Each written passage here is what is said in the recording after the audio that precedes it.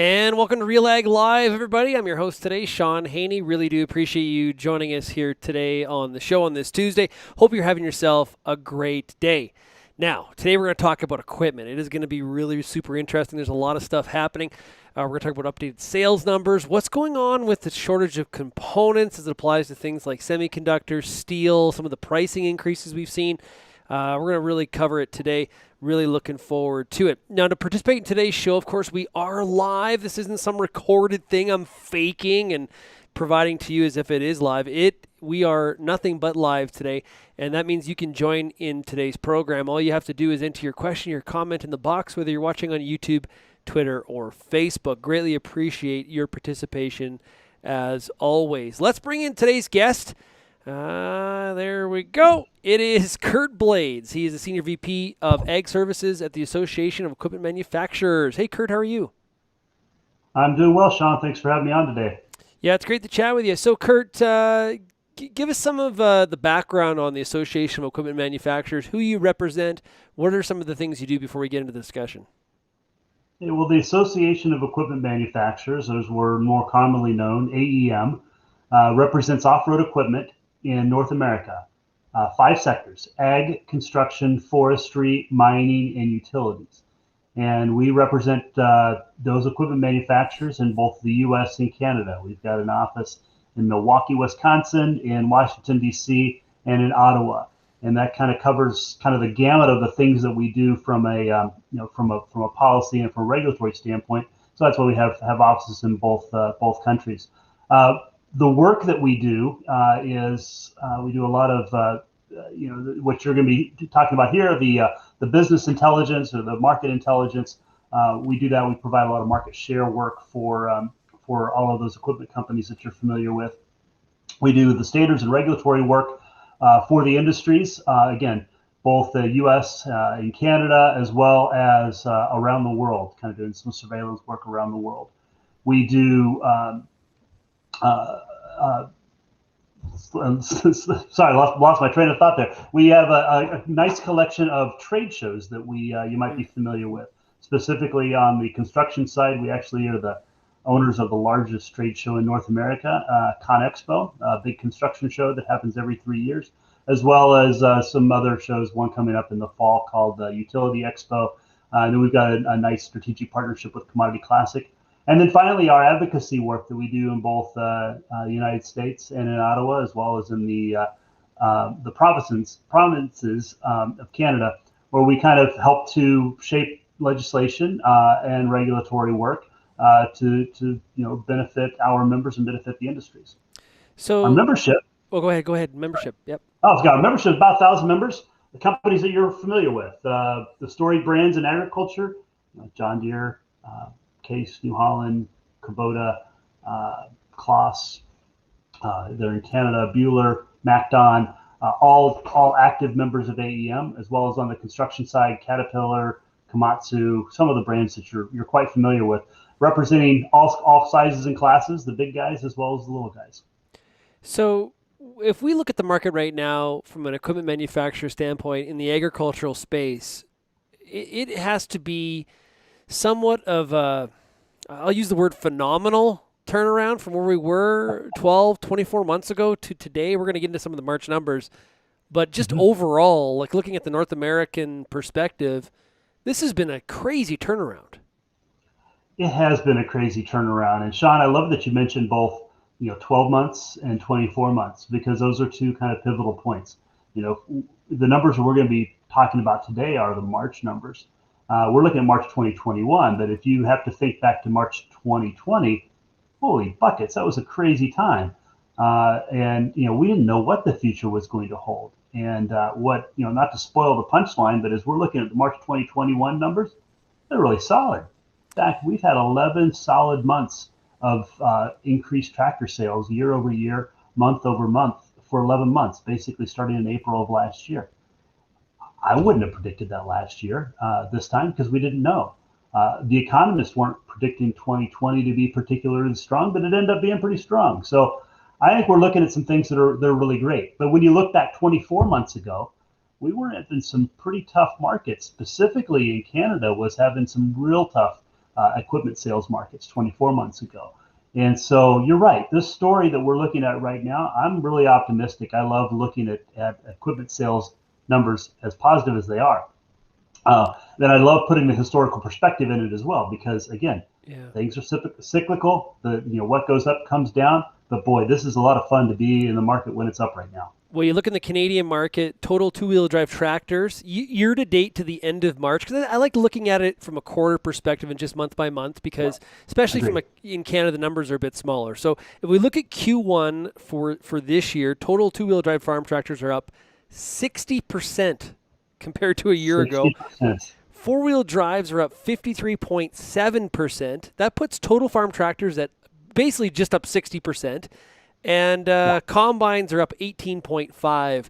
Those Canadian numbers in the first quarter, that's new farm machinery deliveries. That is spectacular. That is spectacular. There's no other way to say it, Sean. It's spectacular.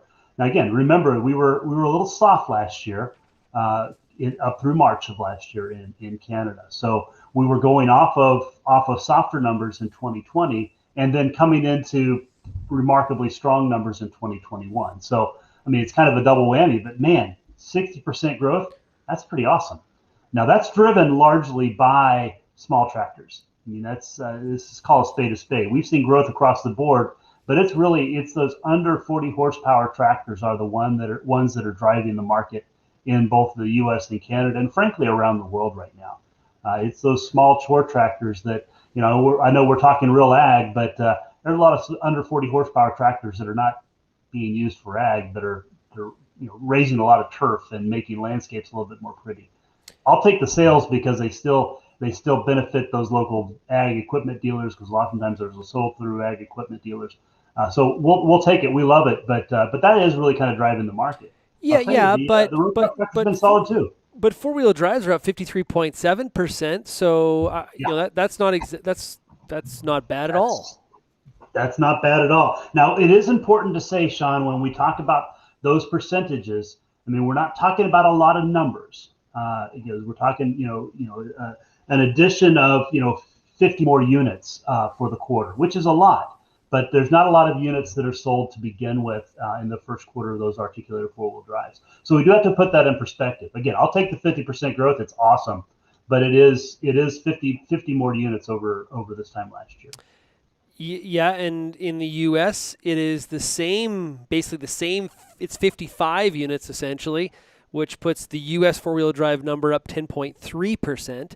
The U.S. numbers are obviously also very strong. Just to give everybody a sort of an idea here, in the U.S., total two-wheel drive farm tractors up 52.7. So those small tractors again driving the increase. Four-wheel drives up 10.3, as I said. And self-propelled combines up 16.5. So the combine number in the U.S. and Canada, very, very similar. That's a very expensive, high-ticket item. Well, I like to look at combines and articulated four-wheel drives kind of in the same sentence, because both of those two pieces of equipment are, $500,000 or more to purchase. So that is a considered purchase. For you to buy a combine, for you to buy an articulated four-wheel drive, you got to feel pretty good about your business operation for the next few years. So that's why we like to look at those numbers as a really good indication of those serious farmers. Are they feeling good about the markets moving forward? So does this kind of demand, like if you take this kind of demand and then you combine it with what we're hearing in terms of steel pricing, component shortages, the example being semiconductors, some chips, what does that mean for pricing going forward? I'm sure there's a lot of farmers thinking about that side of the equation here too. It's a fair question. I can't, I don't have a crystal ball to know what this is going to look like into the future, but I can say we can look to history just a little bit. And when we saw some spikes in steel prices related to the steel and aluminum tariffs of about 3 years ago, that our manufacturers did a pretty good job of holding prices, because they didn't feel it was appropriate to pass those prices along, immediately, because the prices spiked almost immediately. Now, obviously, there has been inflation across the board with all of the materials that go into tractors. I mean, if steel, number one, obviously steel's gone up, from those tariffs. It hasn't necessarily gone down a whole lot since then. Labor continues to be increasingly expensive. and transportation continues to be increasingly expensive. So the costs are kind of going up across the board for all manufacturing. Obviously, machinery is one I'm going to pay most attention to. But if you sort of look at all raw materials are kind of going up across the board. Lumber is another one you can take a good look at. So I don't expect there to be major price inflation, but I do know that the costs have gone up, and at some point when the costs go up, there's probably going to be, some of that will be reflected in the prices moving forward at some point.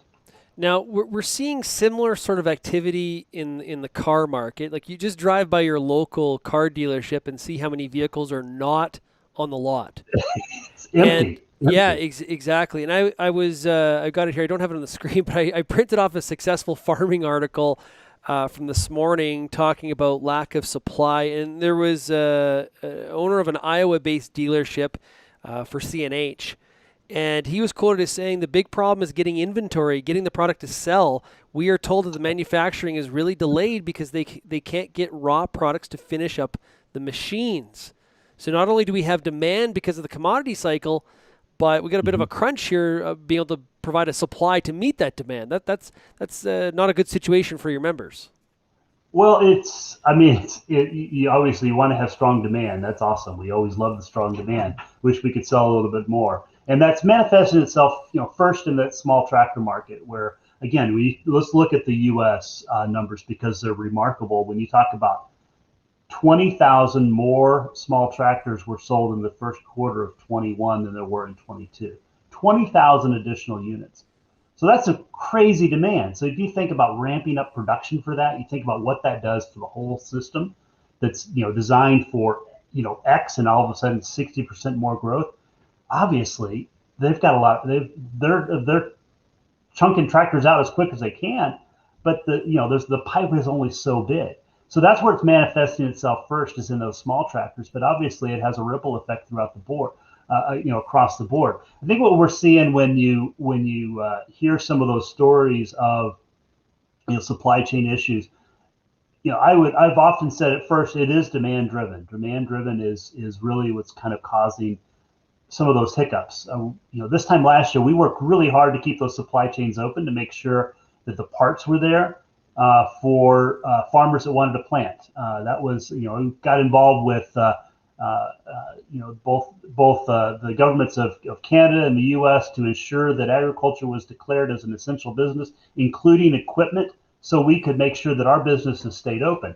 So we got through that crunch, and that kind of crisis averted. But then again, as the demand caught up, now we got to kind of work on the supply chain. Now, then this whole issue of semiconductors is a completely different story, and that's bigger than farm equipment. It's a lot bigger than farm equipment, and it's got all the intrigue that any good crisis has. It's got geopolitical forces. It's got every industry involved. It's got U.S. versus China. It's got U.S. It's got manufacturing and things that got shipped away 30 years ago. It's got all these things involved with it. But the reality is, again, back to the demand, people have been spending a little bit more time at home. They haven't been spending their money on trips, and they've been buying luxury goods, TVs, electronics, cars, pinball machines.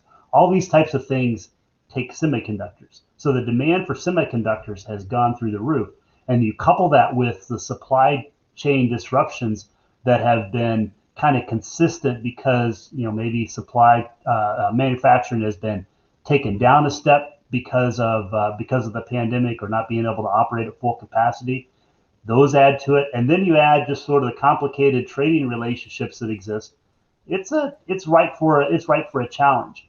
Now I will say that, and I can speak to the U.S. I can't speak to Canada because I'm not as familiar with Trudeau's reaction to this, but I do know, even though this is a market-driven issue, um, most countries around the world are taking this very seriously and recognizing that we've got to beef up semiconductor production as much as we can everywhere. And in some cases, like Germany, for example, they're taking it into some consideration of allocating where those semiconductors go, what markets they go into. We're not seeing that here in Canada and the States, and I hope we don't necessarily see that. But I would say that there are some markets that just carry a little bit more weight than we do in ag. I mean, small electronics and automobiles carry a whole lot more sway than production of tractors here in the United States. So, when push comes to shove, who are you going to satisfy first? As the semiconductor person, you're probably going to satisfy your biggest customers first. So, we're working through it. There's not an easy solution to it, but it's a really intriguing conversation. And hopefully, I think what we have to say to your listeners and to your viewers here is that we're on it, we're working on it, and we're doing everything we can to make sure that crops can get in the field and that that downtime is minimized as best we possibly can. Well, a tractor manufactured in 1965, not as concerned about semiconductors. A tractor produced in 2021. I've been to several Agritechnicas. I can tell you that the semiconductor that chip is incredibly important on a number of different areas of today's tractor. Exactly. And what you don't know, let's use your automobile example. Those lots are empty. You don't know how many cars are sitting in, Indiana, waiting for just that one more part so they can get across the finish line. You don't know how many of those are. But I think that's what you have to look at when you look at some of these supply chain disruptions, and specifically semiconductors, where there are hundreds or thousands in each piece of equipment that we're talking about. It may be one piece is the culprit, but it still does sort of show up there. And when you talk about new equipment, I mean that the trade-off is new equipment is more efficient, safer, more fuel efficient. It's got better environmental footprint, all these types of things. But it does come with a cost.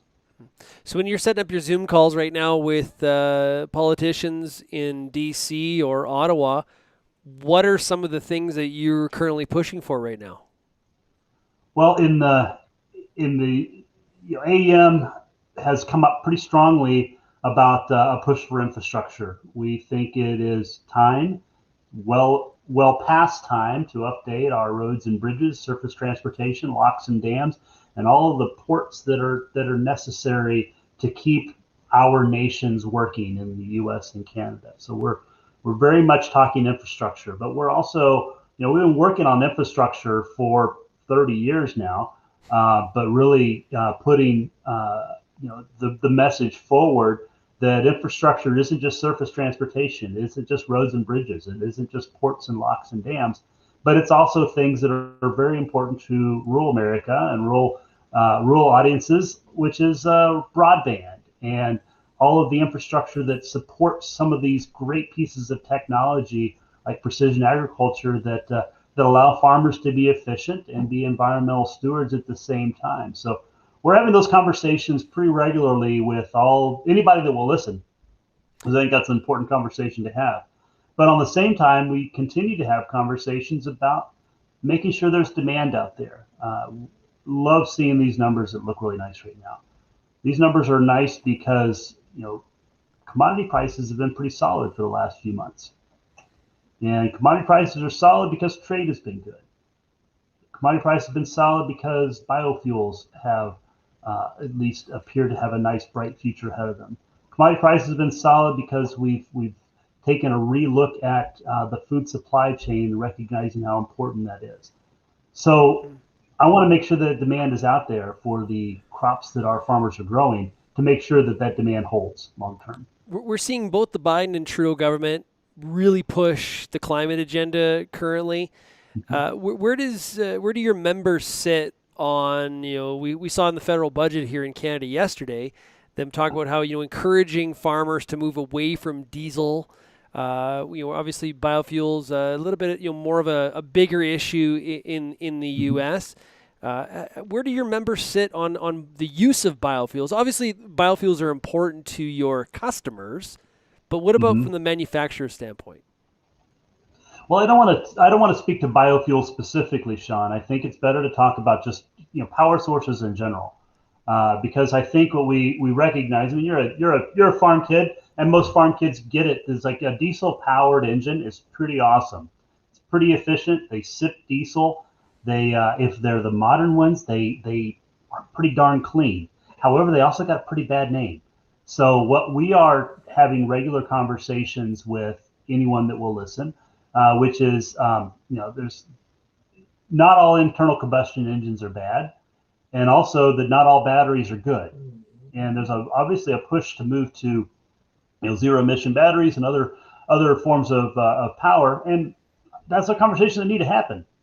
But also, when you look at tractors and those big tractors, those big combines we're talking about, or bulldozers or cranes or whatever, a battery may not be the best solution long term. Or when you look at the whole product life cycle, that may not be the most friendly approach that can happen there. So we're trying to take a holistic approach and help to educate anyone that will listen that sometimes it's batteries, sometimes it's cleaner diesel fuel, sometimes it may be hydrogen fuel cells. It may be technology that's just not even on the market today is the right way to power that moving forward. Those are conversations that we're having. And what's kind of cool when because the work that we do representing off-road equipment, we touch the dirt every day.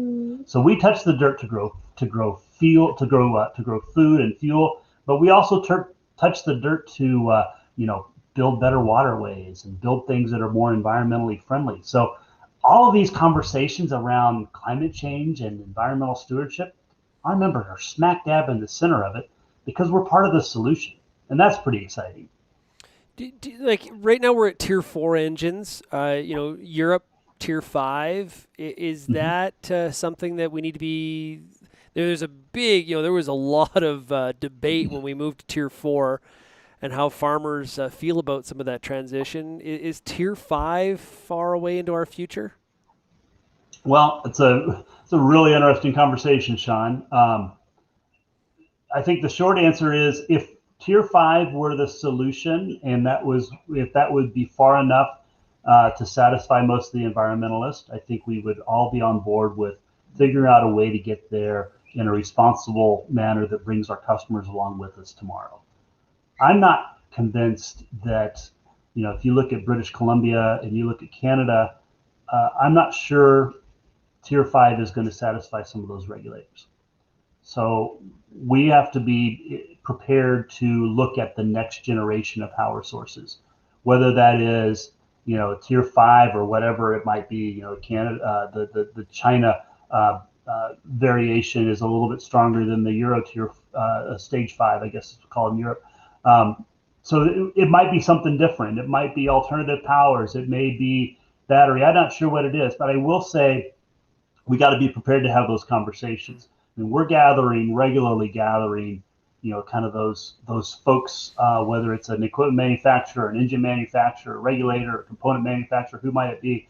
We're gathering those people as we speak to figure this out and meeting with those regulators right now, because the last thing we want to have happen is a decision thrust upon us by a well-intended regulator, but ill-informed regulator that causes havoc in the supply chain as well as among your farmers. That we know what happened when the interim tier 4 came out, and then what we're dealing with right now with the tier 4. It took a while for them to be comfortable with it. I think everybody's comfortable with them right now, but it was a little bit pain to get there.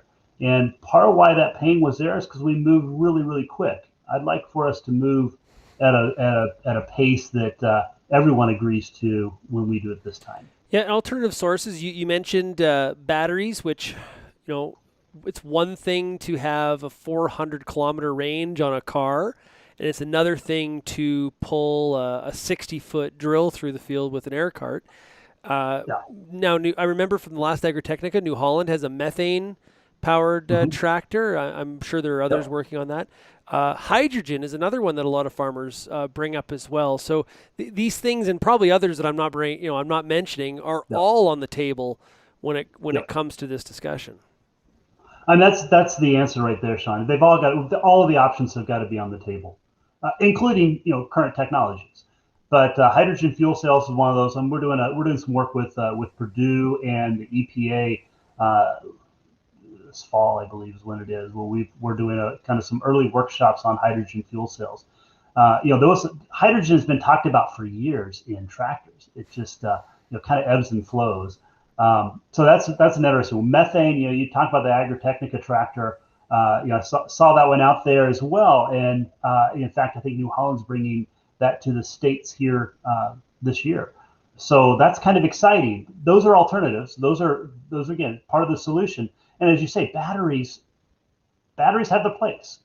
They probably don't have their place in some of these higher horsepower applications. It's just kind of that simple. However, if you look at some adjacent industries like railroads have are probably going to see some mandates on them that push them to electric uh, engines faster than they're willing to go as well. I've heard some numbers as early as 2035 to have railroads to be without an internal combustion engine. That's not very far away, and No. those engines look an awful lot like the ag engines. So technology's got a little bit of catching up to do for us to meet those mandates. Yeah, and I wasn't planning to bring it up because there hasn't been a lot of recent news, but I got a text here from an audience member asking about getting an update on some of the battles over right to repair. So Uh-huh. I would be remiss if I didn't bring that up. So where are things at here? This battle is another one that kind of goes in ebbs and flows a little bit in terms of the heat of it. I know it's something that for the real agriculture audience and farmers across North America is something that comes up a lot. What's the latest on this issue? Well, let me be really clear on this, Sean. Equipment manufacturers support a farmer's ability to repair their own equipment. Period. It's that Yeah. simple. That's we've been the right to repair issue becomes a little bit of an emotional and somewhat of a PR battle, which is unfortunate. But I think if you look at the diagnostic tools that our members have made great strides to make available to every operator of a new piece of equipment, I mean, they're solving that, and they're demonstrating their support for the ability of a farmer to repair their own equipment. And that's a truth. Now there are some things, and this is where the facts sometimes get twisted a little bit. There are pieces that are built into pieces of equipment, either to be regulatory compliant from an environmental standpoint, from an emission standpoint, to be safe operation, or intellectual property, things that are built into the machines that not going to compromise on. I'm not going to compromise on anything that removes the safe operation of a machine. Uh, our regulators are not going to let us compromise on anything that challenges the environmental compliance of a machine. And I feel pretty strongly about those intellectual property pieces to make sure that intellectual property is protected, so members can continue to invest in that technology for farmers to be more efficient moving forward. So, I mean, let me just state it again. Equipment manufacturers absolutely support the ability for a farmer to repair their own equipment. I know how frustrating it is. I've been there when your machine goes down and you may have an error code or something like that that you can't necessarily clear. Uh, and there's always going to be examples like that. But the positive story of that is that we're working really hard to make sure that uptime is maximized, number one, and that those occurrences that stop production are as rare as they possibly can be. But don't we see that? So all of that makes sense to me. But doesn't that frustration from the farmer side, the customer side, grow because we talked about semiconductors and their increasing influence in the machine. We talked about Yep. alternative fuel sources. The Yep. complexity there is going up, which is tied to where the frustration is of what farmers can't Yep. necessarily work on. So this is an issue clearly not going away. You're correct, and there are lower tech solutions out there, Sean. I mean, there are lower tech tractors, there are lower tech combine Mm. harvesters. There are other ways to farm that don't involve as many semiconductors, and some manufacturers have been able to use that as a selling point. If that works best for your operation, do it. If it works best for you to run some of the older equipment that you're comfortable with wrenching on your own, do it. I'm not stop it. I don't want to discourage anyone from doing that. However, the newest, the latest, the most efficient pieces of equipment are going to have those semiconductors built in. They're going to have that technology built in, and that's partially because that's just where the technology has evolved to. But a lot of it also has to do with the regulations that are built into those new machines for them to be compliant. You use the example of Tier 3 versus Tier 4 engines. And there were, when Tier 4 engines first came out, there was a run on Tier 3 engines. Everybody wanted to get one. In fact, they still hold their value pretty well. They do. But reality is you can't sell one. I mean, a new manufacturer cannot produce a new one. So it's just the reality. It's not that we don't necessarily want to. It's just it's illegal for us to do it. So we're responding as best we can to the forces that are kind of beyond our control, and providing the most positive experience that we ever can for the end user of that machine itself. Yeah, well, you know what? We've got a strong new machinery market in the first quarter. We've got a very strong used market. Mm-hmm. We've got strong commodity prices. This is a good indication for the value chain. If farmers are making money, that leads to higher sales, obviously, as we've been seeing for equipment manufacturers, and it's good for dealerships as well. So, Curt, really appreciate you joining us here today on RealAg Live. You bet. Thanks for having me on, Sean, and look forward to talking again. Hey, and everybody, if you have any feedback, send me an email, shaney@realagriculture.com. Tomorrow on the show, we've got Claire Sateau from CAFTA. We're talking expanding agricultural trade around the world for Canadian agricultural exporters. Looking forward to that conversation. Thanks, everybody, for getting real and getting connected with RealAg Live, and we'll see you again tomorrow. Cheers.